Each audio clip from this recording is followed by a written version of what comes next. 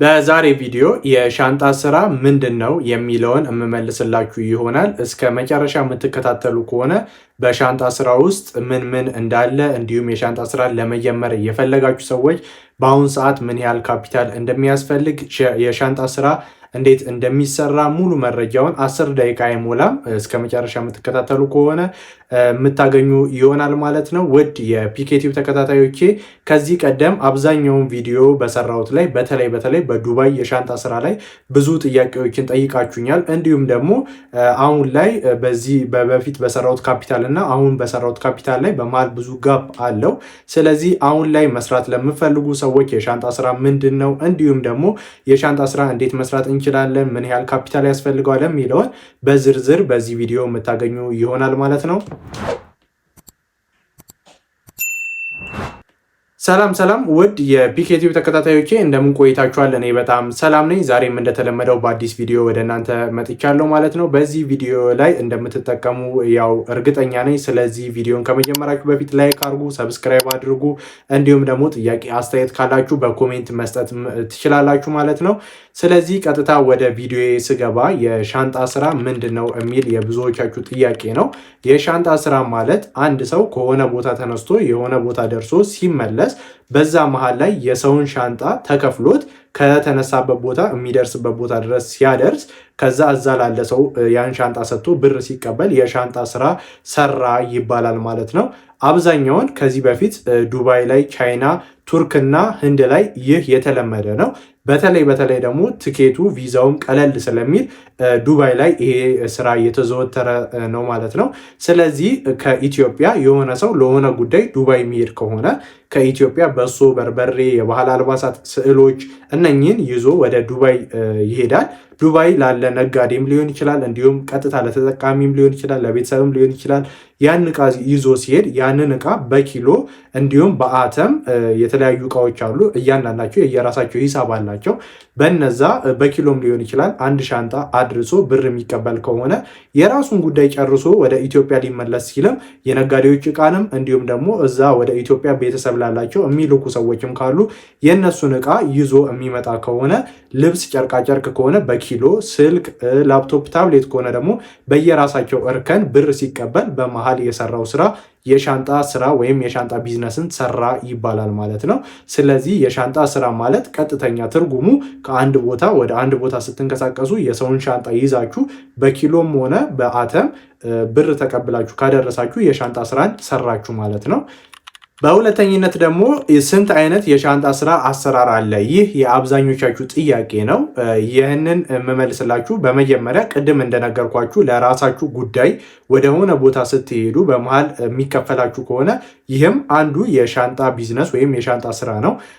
ስለዚህ ቅድም ነግሬያችኋለሁ፣ እሱም መድገም አያስፈልግም። በሁለተኝነት የሻንጣ ስራን እንዴት ነው የሚሰራው ለሚለው ቀጥታ የሻንጣ ቢዝነስን ልስራ ብሎ አንድ ሰው ከቤቱ ሲወጣ የሰውን እቃ ብቻ ይዞ ለመምጣት ሲወጣ እሱ አንዱ ቢዝነስ ነው።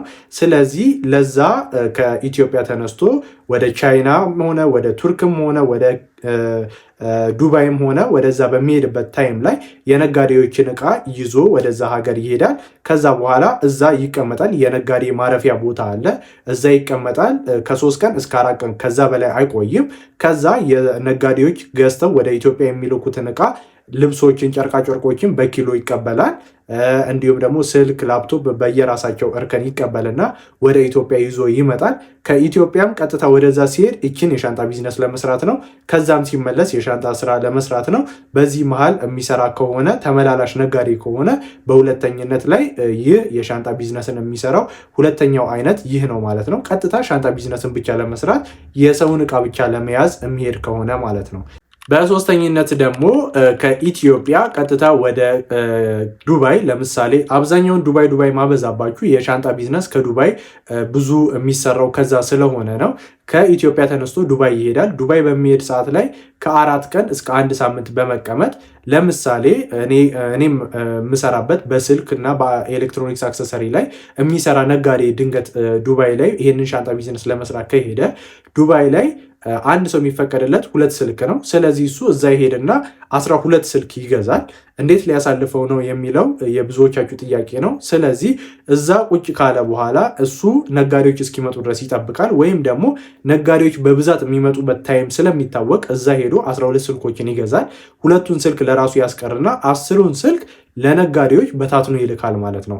ቅድም በሁለተኝነት ላይ የያዝነው የሰውን ዕቃ ለማምጣት ሄዶ እዛ ላለ ሰው 2 ስልክ በሌጋል ወይም ጉምሩክ ሳይቀርጠው ማለፍ ስለሚችል 2ቱን ስልክ ለዛ ሰውዬ አንድ ስልክ በአሁኑ ሰዓት 5000 ብር ነው። 2ቱን ስልክ 10000 ብር ከፍሎ ወደ ኢትዮጵያ እንዲያመጣለት ያደርጋል ማለት ነው። ክፍያውን የሚከፍለው ኢትዮጵያ ከደረሰ ስልኩን ሲቀበል ነው። ቀጥታ እዛ ይሄዳል። ይህ ነጋዴ በሶስተኝነት ላይ ያለውን አሁንም አስተውሉ። ከኢትዮጵያ ዱባይ ይሄዳል። ከዛ 12 ስልኮችን ይገዛል። 2ቱን ስልክ ለራሱ ይይዝና 10ሩን ስልክ ለ5 ተመላላሽ ነጋዴ በታትኖ ይሰጣል። ከዛ ወደ ኢትዮጵያ ይመጣል። የራሱ 2 ስልክ አለ። ከዛ በኋላ ከነኛ 5 ሰዎች ላይ 2 ስልክ የራሱ የገዛና የሰጣቸውን ለ2 ስልክ 10,000 ብር እየከፈለ እቃውን ይቀበላቸዋል ማለት ነው። ከዛ እነኛን 12 ስልኮች ቀጥታ ለሚረከበው ስልክ ቤት ሄዶ ያስረክባል። ከዛ ተመልሶ ደግሞ ትኬቱን ቆርጦ ወደ ዱባይ ይሄዳል። አሁንም 12 ስልኮችን ይገዛል። እንደዛ እያደረገ የሚሰራ ሰው ለምሳሌ ስልክን መረጥኩ፣ 12ንም ለምሳሌ ነው የመረጥኩት። ከዛም በላይ የሚገዙ አሉ፣ ከዛም በታች የሚያደርጉ አሉ፣ የተለያዩ አተሞችን የሚገዙ አሉ፣ ላፕቶፕም ታብሌትም እንደዛ እያደረጉ የሚሰሩ አሉ። ነገር ግን እንደዛ እየተመላለሱ 12 ከዛም በላይ 20 እያደረጉ የሚልኩ ሰዎች አሉ። እንደዛ እየተመላለሱ እዛ ብዛት እየገዙ ለነጋዴዎች እየበተኑ የሚልኩት ስለዚህ በሶስተኝነት ያሉት እንደዚህ የሚሰሩት ሰዎች ነው ማለት ነው። እና በ3 አይነት የሻንጣ ስራ ይሰራል። በመጀመሪያው የእናንተን ጉዳይ ለማስፈጸም ስትሄዱ የሰውን ዕቃ ይዛ በመምጣት፣ በሁለተኝነት ቀጥታ የሰውን ዕቃ ብቻ ይዛችሁ ለመምጣት፣ በሶስተኝነት ደግሞ እዛ ሄዳችሁ የራሳችሁንም ዕቃ በመግዛት የሰውንም ዕቃ በማካተት እንዲሁም ደግሞ ብዛት ያለውን ዕቃ ገዝታችሁ ለነጋዴዎች በመበተን የሚሰራው በ3 የሚከፈል የሻንጣ ስራ አይነቱ ይሄንን ይመስላል ማለት ነው። በመቀጠል ደግሞ የሻንጣ ስራን ለመጀመር ምን ያህል ቢዝነስ ያስፈልጋል ነው ጥያቄው። እሱን ለመመለስ 3ቱ አሉ። ከ3ቱ የመጀመሪያው ያው የራሳችሁን ጉዳይ ለመፈጸም ስለምትሄዱ ከሻንጣ ቢዝነስ የምታገኙት ሙሉ ብር ንጹህ ትርፍ ነው። ምንም ያህል ወጪ የለባችሁም ማለት ነው። በሁለተኝነት ያለው ደግሞ የሻንጣ ቢዝነስን ለመስራት ብላችሁ ስለወጣችሁ የትኬት፣ የቪዛ እንዲሁም ደግሞ የማረፊያ ቦታና የምግብ ቀጥታ እዛ ሀገር ስትሄዱ የምትጠቀሙበት ትራንስፖርት የዛ ሙሉ የ5ቱ ወጪ ያስፈልጋችኋል ማለት ነው። ስለዚህ ይህንን ወጪ በሁለተኝነት ላይ ይታሰባል። በሶስተኝነት ላይ ያለው ደግሞ ምን ያህል ካፒታል ያስፈልጋል ለሚለው እዛ ሀገር ሄዳችሁ የምገዙት ዕቃ ለምሳሌ ቅድም የሰጠኋችሁ ሰውዬ የገዛው ስልክ ነው። 12 ስልክ ሲገዛ እንደ ስልኮቹ አይነት ብሩም ከፍም ዝቅም ይላል ማለት ነው። በሚቀጥለው ደግሞ እንደ ስልኮቹ አይነት ብቻ ሳይሆን እንደ ስልኮቹ ብዛት አሁን ቅድም 10 12 አልኳችሁ 15 20 የሚገዛ ከሆነ አይቶ ብዙ ነጋዴዎች ካሉ 20 30 ነጋዴ ካለ እነሱን ጠይቁ። 2 ስልክ ትይዙልኛላችሁ ብሎ አዎ ካለ ያ ሰውዬ 20 ነጋዴ ካለ 40 ስልክ መግዛት አቅም ካለው መግዛት ይችላል። ስለዚህ ካፒታሉን የሚወስነው እራሱ ነው። ለሱ ማክሲመም እንደኔ የሰውን ካፒታል ወይም ደግሞ የራሳችሁን ፕሮዳክት እንደዚህ ማለት ባይቻልም ከ300 እስከ 500 ሺህ ያለው የራሱንም ዕቃ ይዞ የሰውንም ዕቃ ገዝቶ ለሰውም ዕቃ ሰጥቶ ንግዱን መጀመር ይችላል ማለት ነው። ስለዚህ የሚያስፈልጋችሁ ካፒታል ይህ ነው። ትርፉስ እንዴት ነው? ይህ ደግሞ የብዙዎቻችሁ ጥያቄ ነው። እንደነገርኳችሁ አሁንም በ3ቱ ረድፍ ነው መወስድላችሁ። የመጀመሪያው ላይ ያለው እሱ የራሱን ቢዝነስ ወይም ደግሞ የራሱን ስራ ለመስራት ሄዶ ሲመለስ ስለሆነ ከሱ የሚያገኘው 100% የዕቃው ትርፍ የራሱ ትርፍ ስለሆነ እሱ 100% ያዋጣል። በሁለተኝነት ላይ ያለው እዛ ሀገር ሲሄድ ለንግድ ብቻ ብሎ በአሁን ሰዓት ላይ ቀጥታ የሰውን ሻንጣ ብቻ ይዤ ልምጣ ብሎ ሄዶ የሚመለሰው በአሁን ሰዓት ላይ እኔ በሰራሁት ቢዝነስ አያዋጣም። ግዴታ የራሱን ዕቃ ስልክም ሆነች ላፕቶፕም ሆነች የራሱን ዕቃ ጨምሮ ያንን ዕቃ አምጥቶ ማይሸጥ ከሆነ አሁን ላይ ከ80 እስከ 120 ሺህ ብር ድረስ ወጪ አለው። ስለዚህ ከ80 እስከ 120 ሺህ ብር ድረስ አውጥታችሁ 23 ኪሎ የሰውን ሻንጣ ይዛችሁ በአሁን ሰዓት አያዋጣም። ስለዚህ የራሳችሁን ዕቃ ግዴታ አድ ማድረግ አለባችሁ። በሁለተኝነት ላይ ያለውን አያዋጣም በሚል እንጥለዋለን ማለት ነው። በሶስተኝነት ላይ ያለው ሄዶ እቃ ገዝቶ ለሰው በትኖ በመስጠት እንዲሁም ደግሞ የሰውን እቃ ይዞ በመምጣት በዚህኛው ላይ ከ300 እስከ 500 ሺህ ብር ድረስ ወጪ አድርጋችሁ ይህንን ስራ ለምትሰሩት በጣም ያዋጣል። እኔም በስራው ላይ ነበርኩኝ። አሁንም ወጣ ገባ እያልኩ ነው። የሻንጣ ስራ ሄዳችሁ የራሳችሁን ቢዝነስ ገዝታችሁ ያንን ለሰው ሰጥታችሁ አድላችሁ አሳልፋችሁ እንዲሁም እናንተ ደግሞ የሰውን እቃ ይዛችሁ የምትመጡ ከሆነ በጣም ያዋጣል። ስለዚህ በሶስተኝነትና በአንደኝነት ላይ ያለውን ያዋጣል ብዬ አሳልፌዋለሁ ማለት ነው። እናንተም ይህንን ካፒታል ይህንን ቢዝነስ ለመጀመር ከ300 እስከ 500 ሺህ ብር ያላችሁ ሰዎች ሄዳችሁ እቃችሁን ገዝታችሁ ለሰው አድላችሁ ቢዝነሱን ብትጀምሩ 100% ያዋጣል። በአንደኝነት ላይ ባለው ለራሳችሁ ጉዳይ የሆነ ቦታ ስትሄዱ ባዶአችሁን ከምትሄዱ የሰውን እቃ ይዛችሁ ብትሄዱ ብር ይከፈላችኋል።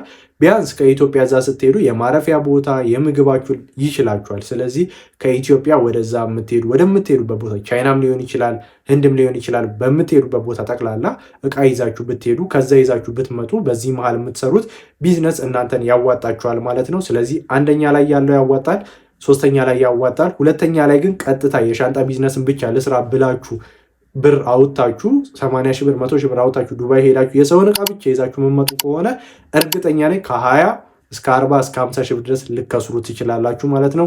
ውድ የፒኬቲዩብ ተከታታዮቼ በሻንጣ ስራ ዙሪያ ላይ ጥያቄ አስተያየት ካላችሁ በኮሜንት መስጠት ትችላላችሁ። በግል ማናገር የምትፈልጉ ደግሞ በቴሌግራም ገብታችሁ ማናገር ትችላላችሁ ማለት ነው። ላይክ ሰብስክራይብ አድርጉ።